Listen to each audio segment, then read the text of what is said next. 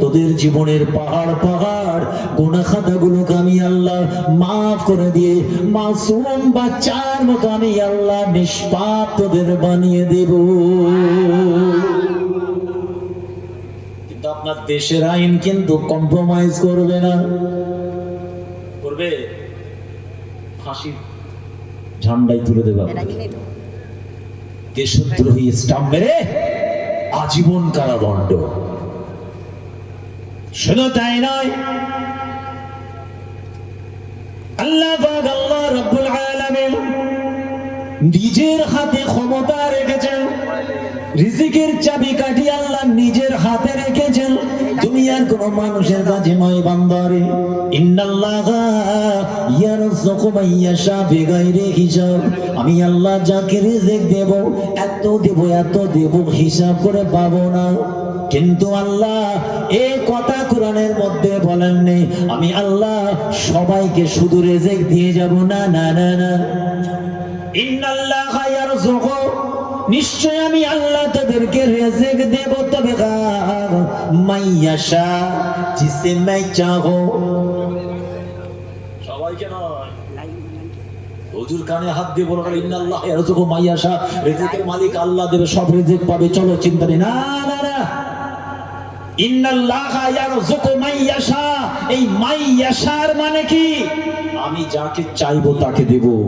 দেখেননি দুটো চায়ের দোকান, একজন চা দিতে দিতে হাঁপিয়ে যাচ্ছে আর একজন কাস্টমারকে ইশারা করছে। রাস্তায় দেখেন হাই রোডে হোটেল ওয়ালাকে লাইট দিয়ে ডাকছে করে। কেন? দুজনকেই তো আল্লাহ রিজিক দিয়েছে, কাস্টমার সমান ভাবে যাচ্ছে না কেন? একজন দম ফেলতে পারছে না কাস্টমার নিয়ে, আর একজন সারাদিন বসে আছে। কেন? কাকে দেবেন দেবেন না ওটা আমরা জানি না। আল্লাহ সকলকে ভালোবাসে, সবাই আল্লাহর বান্দা, কিন্তু আমি আল্লাহ যাকে চাইবো রিজিক দেব বেগাইরে হিসাব, হিসাব ছাড়া। এত দেব তুই হিসাব করে খুঁজে পাবি না এত টাকা কোথা থেকে এলো। একবার সুবহানাল্লাহ বলে। কিন্তু সমস্যা হচ্ছে গোশতের টুকরো ঠিক করতে হবে। আপনারা শুনেছেন, আমি বলি, আগেও বলেছি, পাত্রটা ঠিক করতে হবে আগে। পানিটা থাকবে কি করে? আর সারা জীবন তো পানি ঢেলেই যাবেন। 1000 লিটারের ট্যাঙ্ক, 4 ইঞ্চি ছিদ্র, জীবনে পাইপে পানি পাবে? বাথরুমে পানি ঢুকবে? নল খুললে পানি আসবে? বলো, হবে না। তাহলে প্রথম 1000 লিটার ট্যাঙ্কের পাত্রটা ঠিক করতে হবে, আল্লাহর হক আদায় করতে হবে, ঈমান ঠিক করতে হবে, গোশতের টুকরো পাক করতে হবে, হালাল খেতে হবে, হক বলতে হবে, বাপমার হক আদায় করতে হবে, প্রতিবেশীর হক আদায় করতে হবে। ওয়াহিয়াতি, নোংরামি, খারাপি, চরিত্র, জঘন্য এই পোশাক খুলে ইসলাম দিন শরিয়াতের স্বচ্ছ সাদা পরিষ্কার পোশাক পরতে হবে, তবে আল্লাহ আপনাকে রিজিক দেবে। আপনি যা চাইবে, আরে চাওয়া তো দূরের কথা, হাত তোলার আগে আল্লাহর দরবারে আপনার কামনা কবুল হয়ে যাবে। বলেন নবী কি বলেছেন? কোথায় ছেড়ে এসেছি? নবী বলছেন মাজরাতুল আখিরা, জীবন দুটো, জীবন দুটো, কিন্তু এখানে কাজ করবে, ফল ওখানে পাবে। গাছ এখানে লাগাবেন, ফল ওখানে পাবেন। সুবহানাল্লাহ বলেন। এই 10টা নেকি রাসূল বলছেন কে দেবে? ফুরফুরার কোন হুজুর দেবে? না আপনার গ্রামের ইমাম দেবে? না আমি ছোট হুজুরের নাতি আমি দিয়ে যাব? এই কথা বলছি না, নাকি কমিটি ভাইয়েরা হাতে ধরিয়ে দেবে এত বছর সুবহানাল্লাহ বলে চলো তোমার নেকি? না, এটা হচ্ছে পুঁজি জোগাড় করার জায়গা। এই আমরা কাজ করছি, রেজাল্টের আশা করবো, রেজাল্ট ওখানে পাবো। ভাইরা আমার, দোস্তরা আমার, এবার আসুন, জীবনকে যদি স্পঞ্জ বানাতে হয়, আল্লাহর আইন মানতে হয়, আল্লাহ কোরআনে কত সুন্দর শিখিয়ে দিয়েছেন কেমন করে মানতে হয়। মা আতাকুমুর রাসূল ফাখুযুহু ওয়া মা নাহাকুম আনহু ফান্তাহু। নবী তোমাদের জন্য যেগুলো আদেশ আকারে এনেছেন মেনে নাও। ওয়া মা নাহাকুম আনহু ফান্তাহু। মুহাম্মাদুর রাসূলুল্লাহ আমাদের নবী যেগুলো আমাদের নিষেধ করেছেন ছাড়তে হয়। কিছু আমল ধরে নাও, আমল করো, আর কিছু ছেড়ে দাও। এই দুটো কাজের মাধ্যমে দুনিয়া আখিরাত আমাদের কামিয়াব হয়ে যাবে। কিচ্ছু নেওয়ার কিছু ছাড়া, কিচ্ছু নেই। মসজিদের আতঙ্কে কিছু মানুষ ভুগছে, আজান দিলে ভয় খাচ্ছে নামাজ পড়তে হবে নাকি। বলুন, রোজার মাস আসছে, কিছু মানুষের মুখ শুকিয়ে যাবে, হায় আল্লাহ কি করে হবে, ব্যাস পেটে ব্যথা, 30টা রোজা পেট আর তার ভালো হলো না, ভালো হলো না।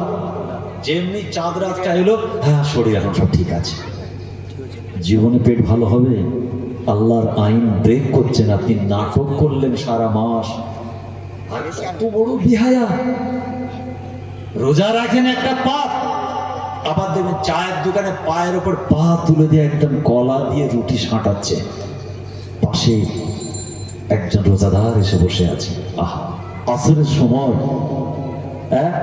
আফতারের কিছু সময় আগে, মাগরিবের আযানের কিছুক্ষণ আগে বাজারে সবাই ফল টল কিনছে, গরিবের গরিবানা ইফতার হবে, আর এ বেহায়া 4 পা বিশিষ্ট মানুষটা কি করলো? রোজা রাখেনি, তারপরেও ফলের দোকানদার সে তার ফল খাচ্ছে দেখিয়ে দেখিয়ে, কেন ওর কাছে উত্তর রেডি, ডাক্তার বলেছে রোজা রাখা যাবে না। হয় নাকি? এদিকে আমাদের ফুরফুরাই পাবেন 2-4টে, আসর বেলা বেরোলে দেখতে পাবেন। এইসব আপনাদের এই চাপবেড়িয়া আপনার এদিকে আছে কিনা জানি না, আছে নাকি? তাহলে কি পাপটা করলো?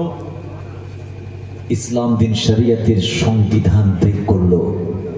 একটা চুরি গোপনে, আমি রোজা রাখিনি আল্লাহ মাফ করেন, কিন্তু আমি রোজাদারের সামনে যাব না। আমার অফিসে একটা আমার অন্য ধর্মের ভাই আমার সঙ্গে এক জায়গায় সার্ভিস করে, জানেন, রোজার মাসে খাই না, খাই না।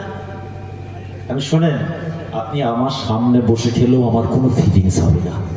ওকে ওর ভাষায় বুঝালাম, এটা একটা জাদু আছে, আপনি বুঝবেন না। আমি কেন, কোনো রোজাদারেরই কোনো ফিলিংস হবে না, আপনি খেতে পারেন। তো সে আমাকে জবাব দিয়েছিল, অন্য ধর্মের মানুষ বলছেন না, আপনাদের ধর্মের একটা পবিত্র কাজ, আর আমি আপনাদের পাশে বসে খাবো। 12 বছর একসঙ্গে তার সঙ্গে কাজ করলাম, তাকে কোনোদিন রমজান মাসে আমার পাশে কেন অফিসেই খেতে দেখলাম না। ওটা আমার ধর্মের নাই, আমার ধর্মের কালচার ওর বাড়িতে গেল, আর ওদের কালচার আমাদের বাড়ি দিয়েছে। দেখুন আমার যুবক ভাইগুলো কেমন কালগুনের মতো দাঁড়িয়ে দাঁড়িয়ে পেচ্ছাপ করছে, ওটা তো আমাদের কালচার নয়। বলুন, আমার রাসূল বলেননি লা তাকুলু কায়মান, তোমরা দাঁড়িয়ে ইস্তেনজা পেচ্ছাপ করো না। লা তাকুলু ইলাল কাবা, কিবলার দিকে মুখ করে পেচ্ছাপ করো না। আমার বাড়ির হাজার হাজার আমার বাড়ি ছিল, হ্যাঁ আমার ভাই আমাকেও ভাই বলে ভালোবাসে, কিন্তু নীরবে গোপনে স্বজ্ঞানে স্ব ইচ্ছায় বিপদে পড়ে নয়, হালাতে ইস্তেরারিতে নয়, মজবুরিতে নয়। মজবুরির ক্ষেত্রে মাসলা আলাদা, সেখানে ইসলাম আপনার জন্য কঠোরতা অবলম্বন করেনি। আল্লাহর কোরআনে আল্লাহ পরিষ্কার জানিয়েছে, লা ইকরাহা ফিদ্দীন, দ্বীন ইসলাম ধর্মটা তোমাদের কাছে আমি আল্লাহ বার্ডেন বোঝা করিনি, আমরা বোঝা বানিয়ে নিয়েছি। বলুন, ঠান্ডা পানি হাত দেওয়া যাবে না, আপনার ডাক্তারের নিষেধ, আপনার সাইনাপসের প্রবলেম আছে, আপনার বিপদ, আপনার কি বলে ওযু করার সমস্যা, ইসলাম বলছে তুমি তায়াম্মুম করো। কি মাসলা আছে না নেই? তা করুন, সম্ভব হলে পানি গরম করে করুন, ওটাও হবে না, হাত দেওয়া যাবে না, তায়াম্মুম করে পড়ুন। আমি দাঁড়াতে পারছি না, পড়বো কি করে? বসে পড়ুন, বসে পাচ্ছি না, শুয়ে পড়ুন, ইশারায় পড়ুন, ওটাও পাচ্ছি না, বান্দা পড়তে হবে না। ডাক্তার বলেছে 1 মাস বেড রেস্ট, খাওয়া দাওয়া নড়াচড়া চলবে না, তোমার নামাজ তোমার জন্য সাময়িক ছাড় দিয়েছে ইসলাম। ইসলাম আচ্ছা আচ্ছা আচ্ছা, মাশাআল্লাহ ভাই এসে গেছে, চিন্তার কিছু কারণ নেই, ইনশাআল্লাহ সময় মতোই চলে যাবে। তাকবীর, নারে তাকবীর, একটু উচ্চ আওয়াজে নারে তাকবীর, নারে তাকবীর। সিলসিলায়ে হক মুজাদ্দিদুজ জামান, সিলসিলায়ে হক মুজাদ্দিদুজ জামান, নারে তাকবীর। ইসলাম আপনাকে ছাড়পত্র দিয়েছে। আপনি অসুস্থ, দাঁড়াতে পারছেন না, রোজা রাখতে পারছেন না, নামাজ পড়তে পারছেন না, ওই মুহূর্তে সাময়িক পড়তে হবে না, এর দলিল কোরআন জানিয়ে দিয়েছে। লা ইকরাহা ফিদ্দীন, না তোমার 110 জ্বর হলে ওকে টেনে নিয়ে চলো মসজিদে, না না না না না। এখন আপনি সুস্থ, খাওয়া দাওয়া ঠিক আছে, চলতে পারেন, ঘুরছেন, বেড়াচ্ছেন, সব ঠিক আছে, বান্দা তোর 1 সপ্তাহ ঋণটা এবার শোধ কর। সুবহানাল্লাহ বলেন, এই সুবহানাল্লাহ বলেন। তো 2 ওয়াক্ত ছেড়ে গেছে, আমি তোকে ছাড় দিয়েছি, এখন সুস্থ, বাইক নিয়ে ঘুরছে কে, এখন চিকেন বিরিয়ানিও সাঁটাচ্ছে, আল্লাহর ঘরে ঋণটা শোধ করুন। কি তাহলে আমাদের উপর জবরদস্ত হলো? তাহলে তাই বলতে চাইছে, মুসলমান গোষ্ঠীর টুকরো পাপ যদি করতে হয়, জুবানে লাগাম দিতে হয়, ঠোঁটে তালা চাবি মারতে হয়। কোন মুসলমানের বাড়ির বাচ্চার জুবানটা যেন খারাপ না হয়।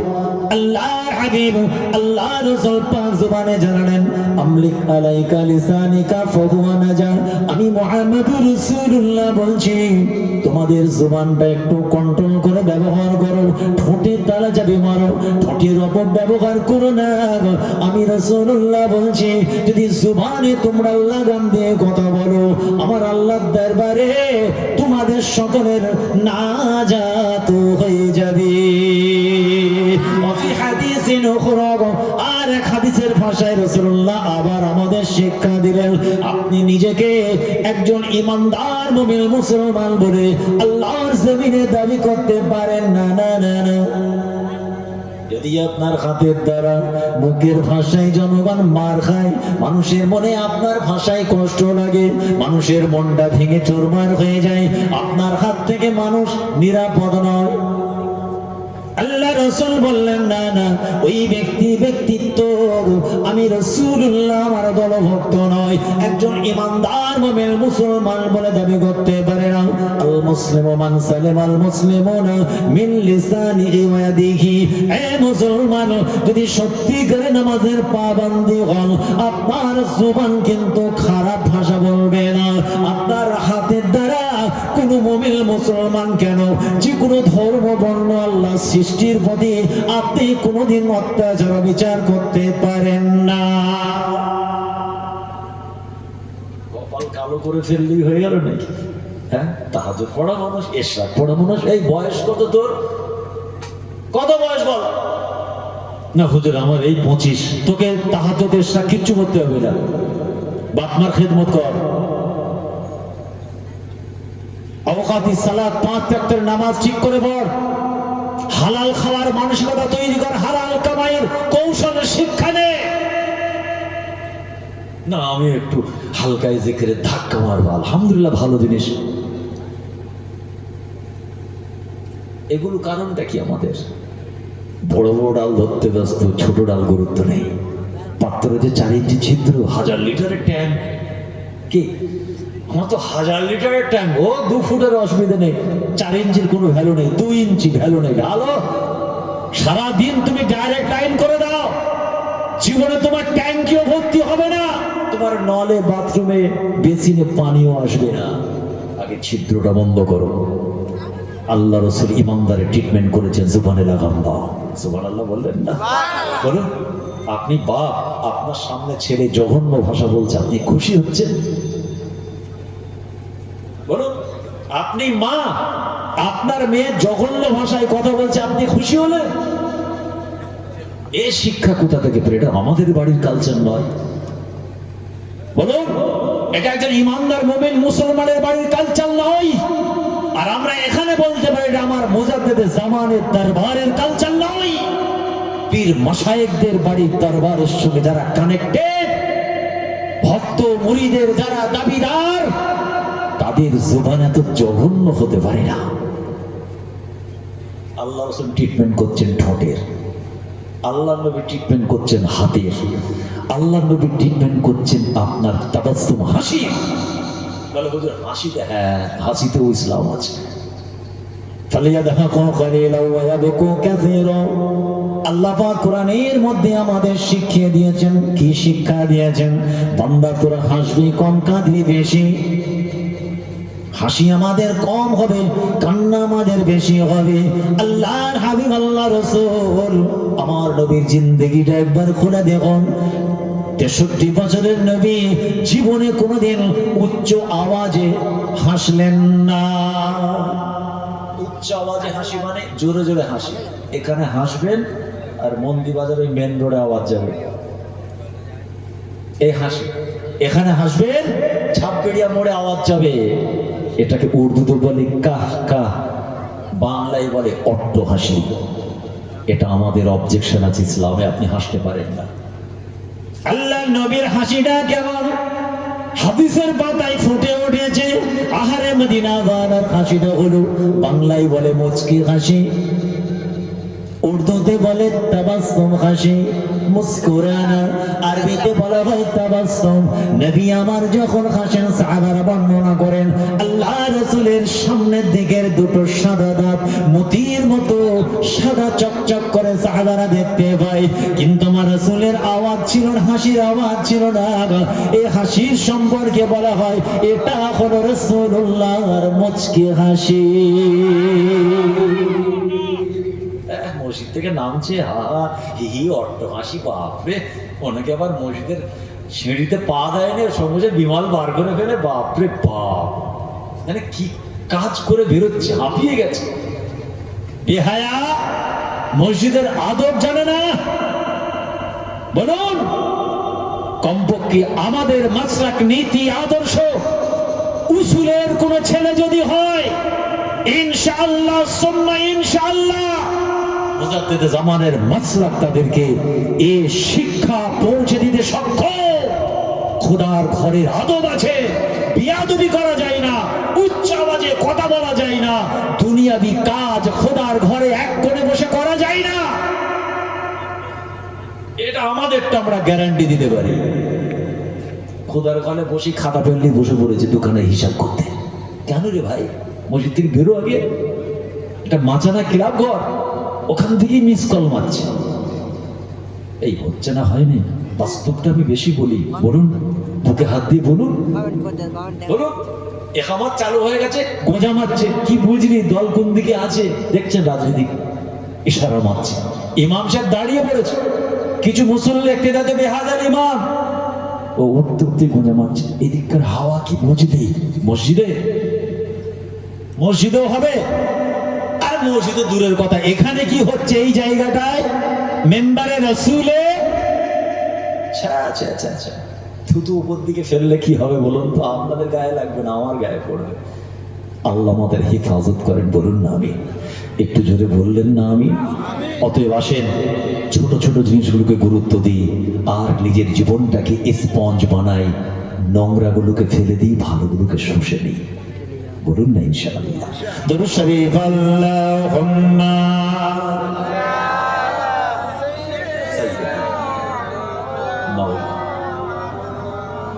ওয়া আলা আলি সাইয়্যিদিনা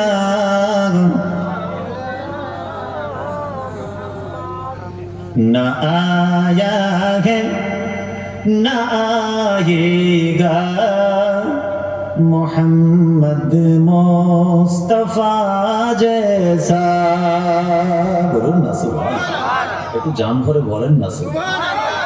না आया है না आएगा मोहम्मद मुस्तफा जैसा, इमामुल अंबिया जैसा, इमामुल मुरसलीन जैसा, ना आया है ना आएगा मोहम्मद मुस्तफा जैसा। अल्लाहुम्मा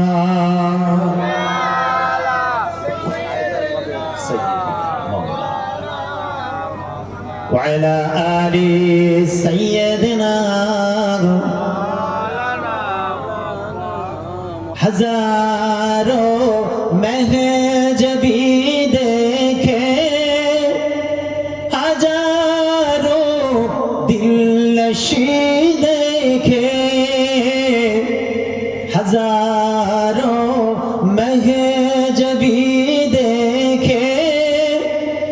हजारों दिलशी देखे नहीं देखा कोई हमने नहीं देखा कोई हमने हसी शम्सो दुहा जैसा न आया है न आएगा मोहम्मद मुस्तफा जैसा अल्लाहुम्मा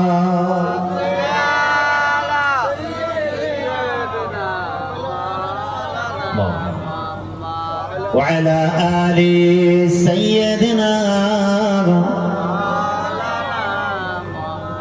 नजर वाले कसम खाके ये कहते हैं दुनिया भर में नजर वाले कसम खाके ये कहते हैं जगह भर में नहीं देखा कोई हमने नहीं देखा कोई हमने हबीबे किबरिया जैसा न आया है न आएगा मोहम्मद मुस्तफा जैसा न आया है न आएगा मोहम्मद मुस्तफा जैसा अल्लाहुम्मा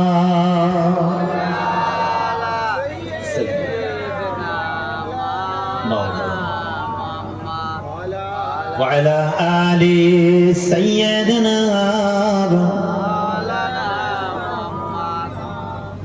আলোচনা বোঝার চেষ্টা করুন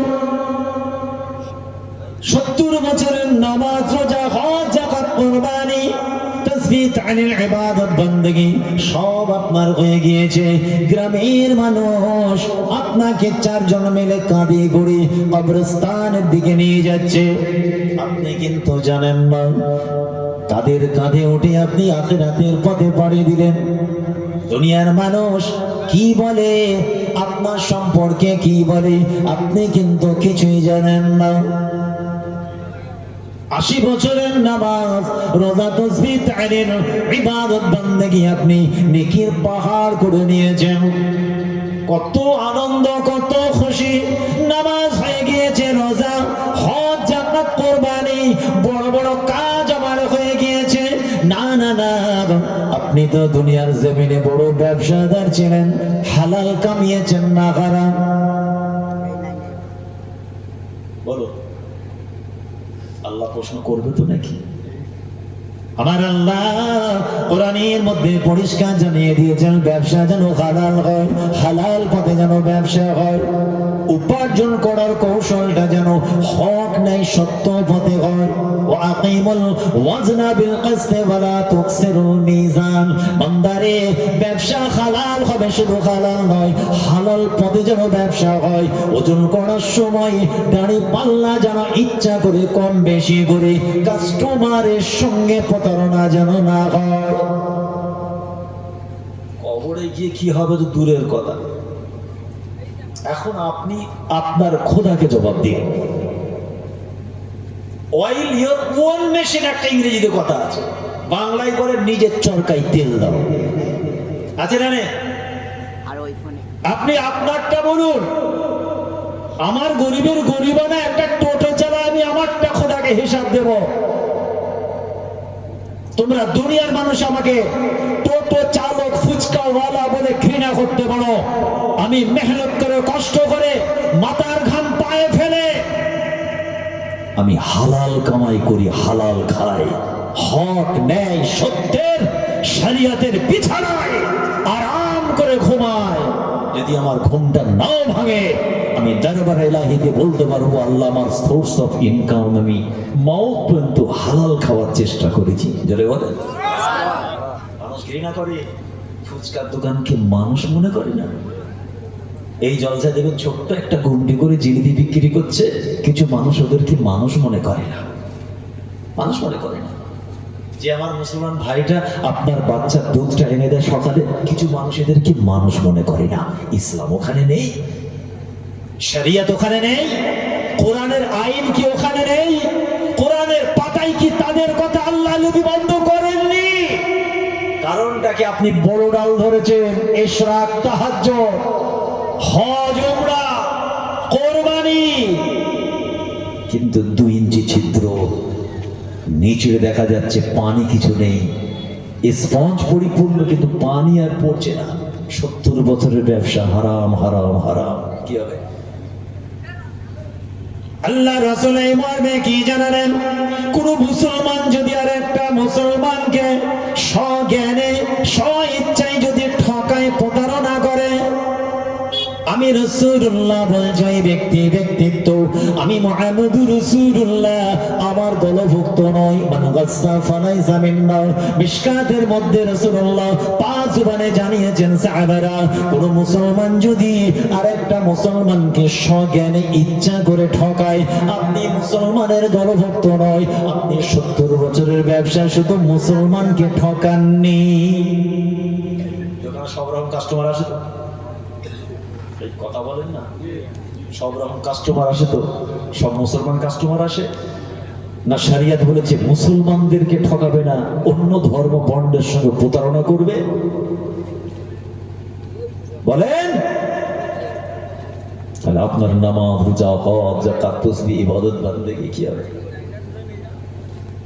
মদিনার মসজিদে আল্লাহর রাসূল 23 তরুণ যুবকটাকে বলেছিলেন, সাহাবারা শোনো।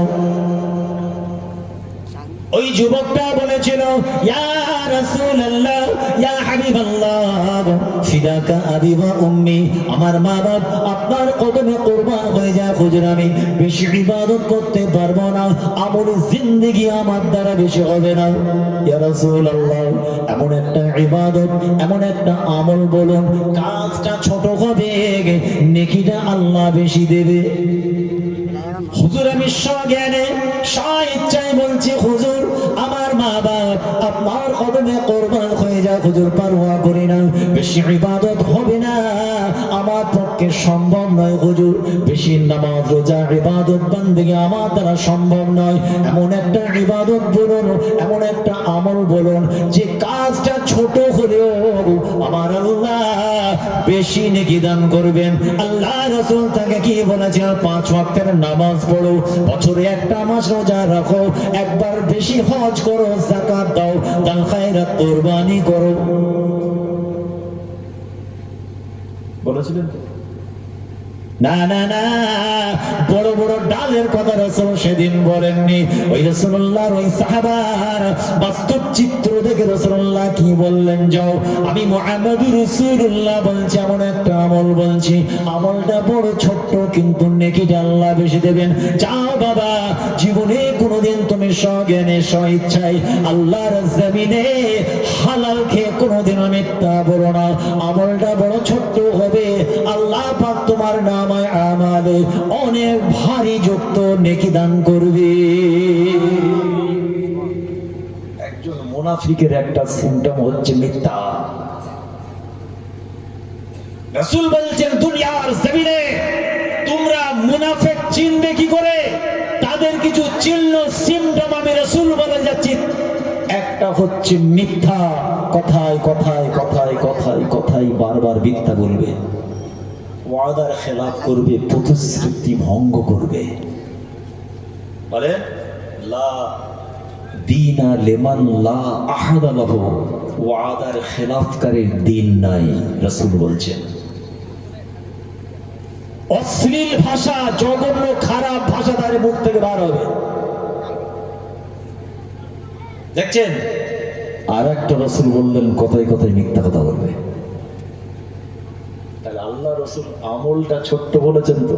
এই আমার কথার উত্তর দেবেন, আমলটা ছোট না বড়? নবী বলেননি সারা রাত জেগে নামাজ পড়ো, রাতের 1/3 উঠে তুমি কপাল কালো করে ঘোরো আর সারাদিনে হাজার হাজার মিথ্যা কথা বলে। না না না, তুমি ব্যবসা যে ওজনে কম দাও, মায়ের চুলের মুঠি ধরে মারো, গ্রামের মানুষকে শান্তিতে ঘুমোতে দেবে না, 10টা কথা বললে 30টা মিথ্যা বলবে, 20টা অ্যাডভান্স, মানে 10টাই মিথ্যা আবার 20টা অ্যাডভান্স। নবী বলছেন এটা হচ্ছে মুনাফিকের চিহ্ন। দেখছেন মুনাফিক কারা?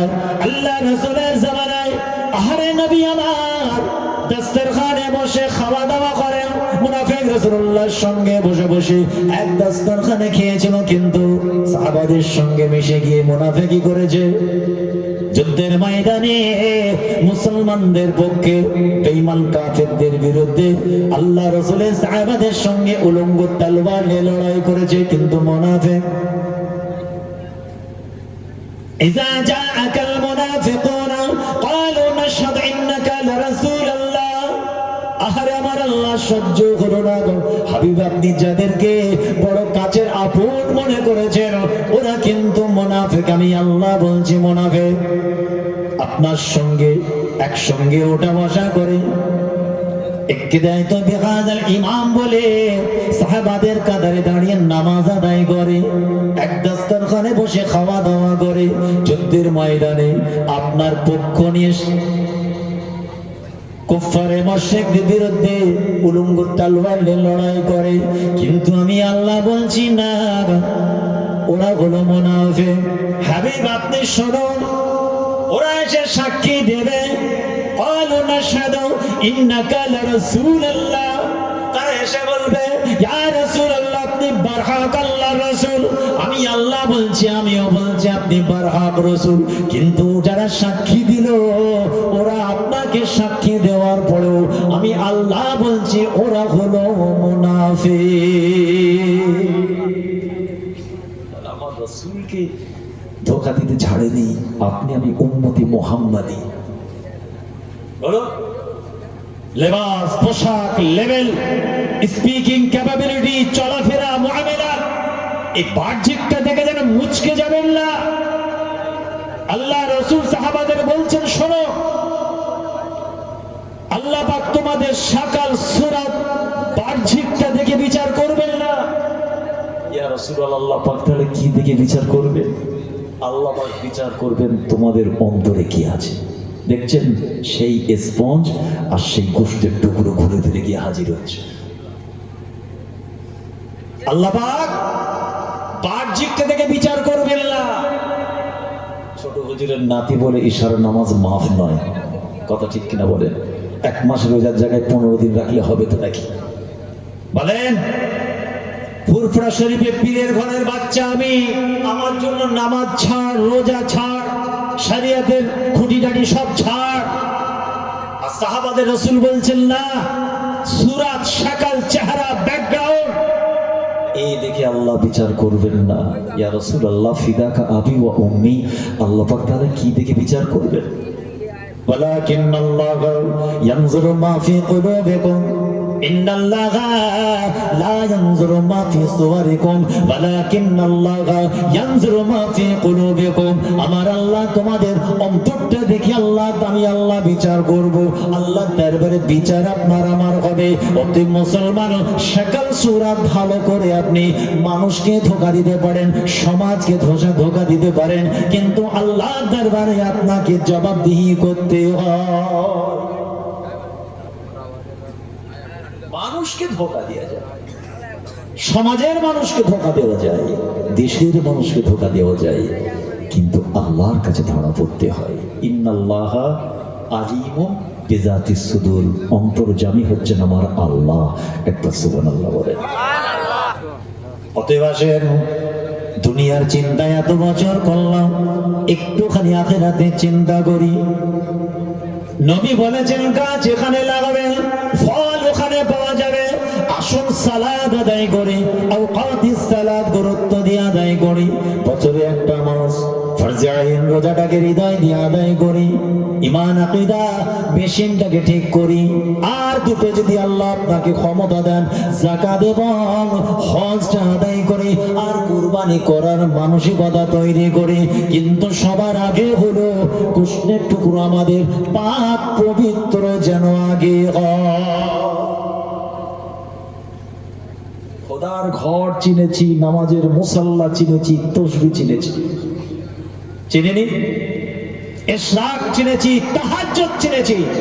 কপাল ফাটা মুসলমান মায়ের চোখের পানির ভাষা বুঝতে পারেনি, জাতির লজ্জা সব চিনেছে। ফুরফুরা শরীফের মাটিকে চিনেছে, বোসা লাগিয়েছে, চুমা দিয়েছে। পীর মাশায়েখদের দরবারে ঘুরে ঘুরে কত রুহানি ফয়েজ নিয়েছে।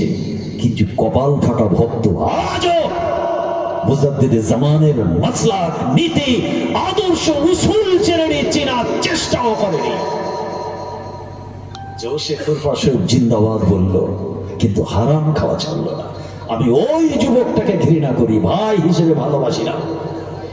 সে আমাকে হাজার ভাই হিসেবে ভালোবাসুক না কেন, আমি এই ডায়মন্ড হাবরার জমিনে একাধিক মাহফিলে বলেছি, আবারও বলছি, ও আমাকে হাজার ভাইজান ভাই বলো, পীরের আওলাদ বলো, আমি কিন্তু তাকে অন্তরে অন্তঃস্থল থেকে ঘৃণা করি, ঘৃণা করি, ঘৃণা করি। যে আমার বাপ দাদা মাশায়েখ মামাদের নানাদের ভালোবাসি বলবে, সিলসিলা ঝান্ডা উঁচু করবে, ফুরফুরা শরীফ জিন্দাবাদ বলে আওয়াজ তুলবে, আর আমার মাটা বোনটা তার হাতে মার খাবে, খোদার ঘর ভিড়ানো যাবে, প্রকাশ্যে হারাম খাবে, শরাব পান করবে, গাঁজা খাবে, মদ খাবে, শরিয়াতের খেলাফ চলবে, ওই ছেলেটা কমপক্ষে কোনো পীরের আওলাদের আপন হতে পারে না। খারাপ লাগলো না আপনাদের? খারাপ লাগলো? এই বুড়ো আঙুল দেখাচ্ছে আফতাবের বয়ে গেল। আমি পীর মাশায়েখ মুরব্বীদের দিকে লক্ষ্য করে দেখালাম, কোন আলাম নেই। কত বছর ফুরফুরে যাচ্ছেন হুজুর? 70 বছর, কোমরটা বেঁকে গেছে লাঠি ধরে। আমাকে বাবা বলছে, পরে শোনা গেল 4 বিঘা সম্পত্তি 30 বছর ধরে বুড়ো মেরে খাচ্ছে। কি হবে? এই বলেন, কথা বলেন আপনারা।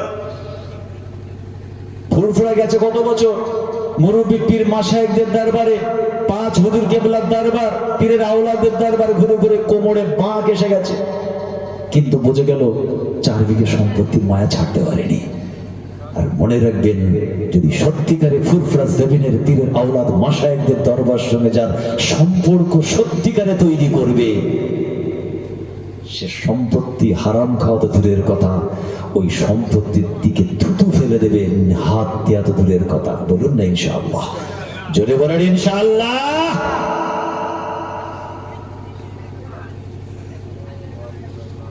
গোশতের টুকরো ট্রিটমেন্ট করুন। তাহলে 4 জন আপনাকে কাঁধে করে নিয়ে যাচ্ছে। আল্লাহ পরিষ্কার জানিয়ে দিয়েছেন, আমি আল্লাহ এই মাটি থেকেই তোমাদের সৃষ্টি করেছি।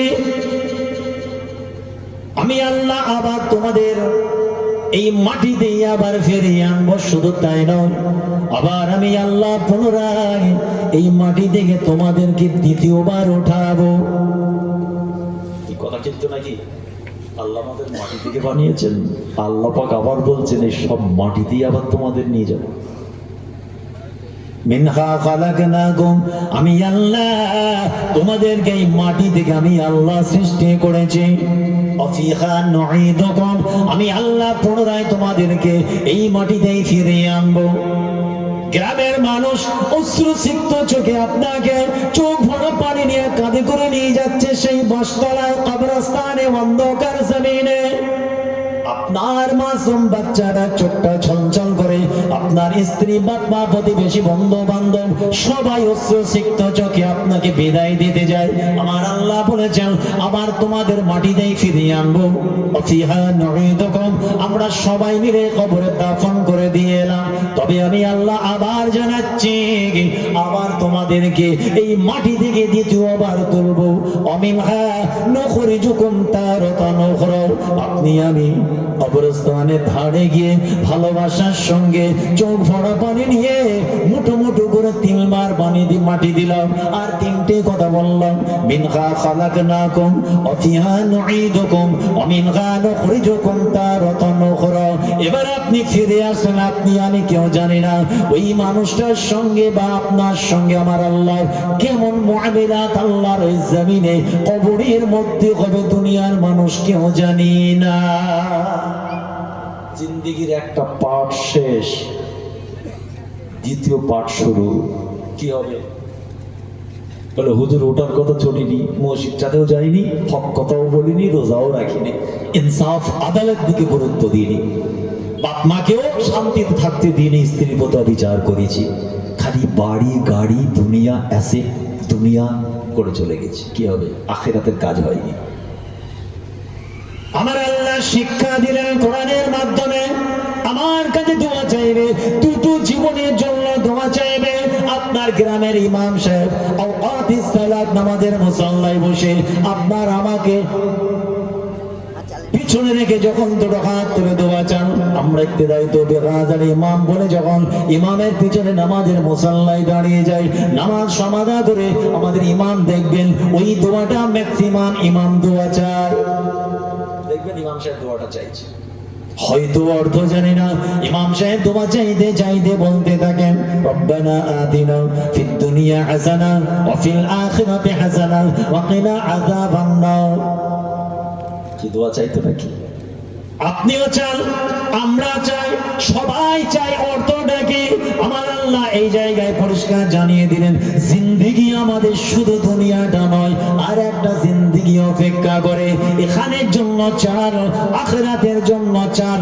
দুটো চাওয়া যদি আপনার ঠিকঠাক হয়, আর যদি সত্যিকারে দুটোর কাজ কিছু করতে পারেন, ইনশাআল্লাহ সুম্মা ইনশাআল্লাহ দুটো জিন্দেগি আপনার আমার জন্য কামিয়াব হয়ে যাবে। রব্বানা আতিনা ফিদ দুনিয়া হাসানা, আয় রাব্বি আল্লাহ দুনিয়াতে আমাদের ভালাই করুন, শান্তি দিন, শান্তিতে রাখুন। ওয়া ফিল আখিরাতি হাসানা, উখরাবি জিন্দেগিতে আমাদের শান্তি দিন, ভালো রাখুন। ওয়া কিনা আযাবান নার, জাহান্নামের আগুন থেকে আমাদের বাঁচান। যদি আল্লাহ বলতেন শুধুমাত্র কোরআনের আয়াতের মধ্যে রব্বানা আতিনা ফিদ দুনিয়া হাসানা ওয়া কিনা আযাবান নার, আল্লাহ মাফ করেন বোঝানোর জন্য বলছি আয়াতটা, তাহলে কি অর্থ দাঁড়াতো? আল্লাহ আমাদের দুনিয়ায় ভালো রাখুন, শান্তি রাখুন, জাহান্নাম থেকে বাঁচান, আখিরাত পার। যদি আল্লাহ এটাই কোরআনে আমাদের জানাতেন, রব্বানা আতিনা ফিল আখিরাতি হাসানা ওয়া কিনা আযাবান নার, তাহলে দুনিয়ায় আমরা যা করি কোনো সমস্যা নাই, আখিরাতের জন্য দোয়া চাই। কি কথা বোঝাতে পারছি তো নাকি? তাহলে আল্লাহ এটা বলতেন, তাহলে আখিরাতের জন্য নামাজ, রোজা, হজ, যাকাত যা আছে সব আখিরাতের কাজ। বাপ মাকে পেটাও, সুদ খাও, ঘুষ খাও, হারাম খাও, জেনা, ব্যভিচারী, ওয়াহিয়াতি, নোংরামি, খারাপি, গুনার পাহাড়, কোনো সমস্যা নাই।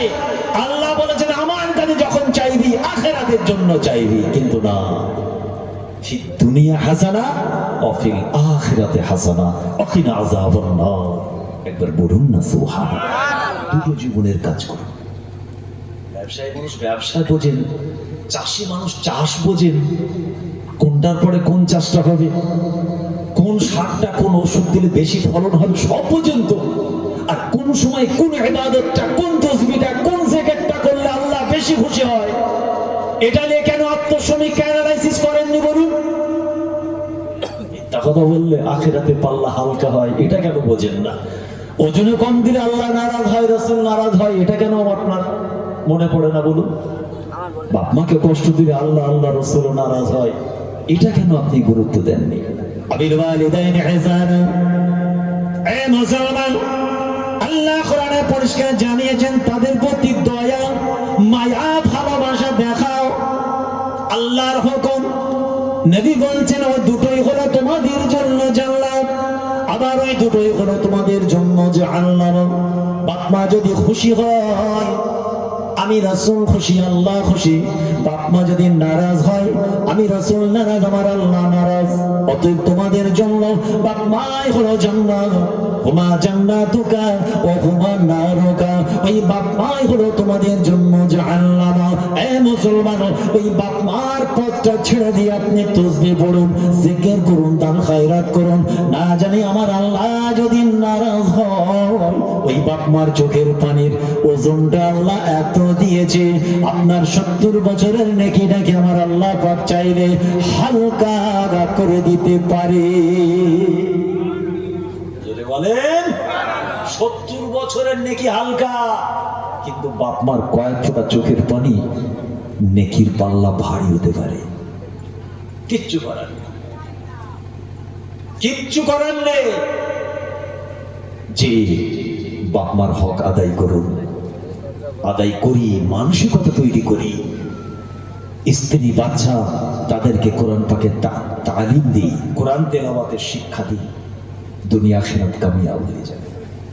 আল্লাহর মাহবুব বান্দা হযরত বায়েজিদ বুস্তামি রাহমাতুল্লাহ আলাইহি যখন ফেরেশতা বলেছিল, ও বায়েজিদ বুস্তামি, বুস্তাম শহরের শাহেনশাহ, একবার এদিকে তাকাও, একটা জান্নাতের ছবি পিকচার দেখাচ্ছে, দেখো জান্নাতটা কেমন, দেখো। আল্লাহর নবী, আল্লাহর মাহবুব বান্দা হযরত বায়েজিদ বুস্তামি রাহমাতুল্লাহ আলাইহির সঙ্গে সঙ্গে চেহারা মোবারকটা ঘুরিয়ে নিয়েছেন ছবি থেকে। ফেরেশতা আবার দেখাচ্ছে, দেখো দেখো মায়ের দোয়ায় আল্লাহর ওলি, এদিকে তাকাও। কিন্তু না, হুজুর বারবার মুখটা ঘুরিয়ে নিলেন। কেন ঘুরিয়ে নিচ্ছে? তো আর্টিফিশিয়াল জান্নাত। ও ভাই আসছে নাকি? মাশাআল্লাহ, একবার তাকবীর দেন, সকলে দাঁড়িয়ে যান। ভাই আসছে, নারে তাকবীর, আর উচ্চ আওয়াজে নারে তাকবীর, আর উচ্চ আওয়াজে নারে তাকবীর। আওলাদে মুজাদ্দিদুজ জামান, আওলাদে মুজাদ্দিদুজ জামান, নারে তাকবীর। মাশাআল্লাহ, ভাই এসেছে, আলোচনা করবি, আখেরি দোয়া করবি। আমি শুনছিলাম বেশ কয়েক বছর ধরে ভাই এবং শেষ দোয়া করবেন ইনশাআল্লাহ। আপনাদের শেষ